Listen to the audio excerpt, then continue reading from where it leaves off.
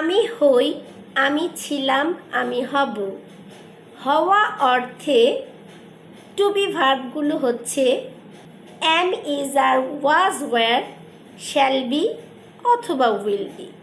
যেমন আমি একজন ছাত্রী, আই অ্যাম এ স্টুডেন্ট। আমি একজন গৃহিণী, I am a house wife. আমি একজন ছাত্রী ছিলাম, আই ওয়াজ এ স্টুডেন্ট। আমি একজন ডক্টর ছিলাম, আই ওয়াজ এ ডক্টর। সে একজন ডক্টর ছিল, হি ওয়াজ এ ডক্টর। সে একজন আইনজীবী ছিল, হি ওয়াজ এ লয়ার। আমি একজন ডাক্তার হব, I will be a doctor.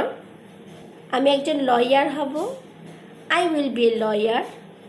তুমি একজন লয়ার হবে, ইউ উইল বি লয়ার। তুমি একজন ভালো মানুষ হবে, you will be a good man. সে একজন ভালো ছাত্রী হবে, she will be a good student. তাহলে হওয়া অর্থে সাবজেক্টের পরে am, is, are, was, were, shall be অথবা উইল বি টেন্স অনুযায়ী বসিয়ে ইংরেজি বাক্য কমপ্লিট করব। আই অ্যাম আমি হই, ইউ আর তুমি হও, উই আর আমরা হই, হি ইট সে হয়, শি ইট সে হয়, দে আর তারা হয়, ইট ইজ ইহা হয়, মাহমুদা ইজ মাহমুদা হয়।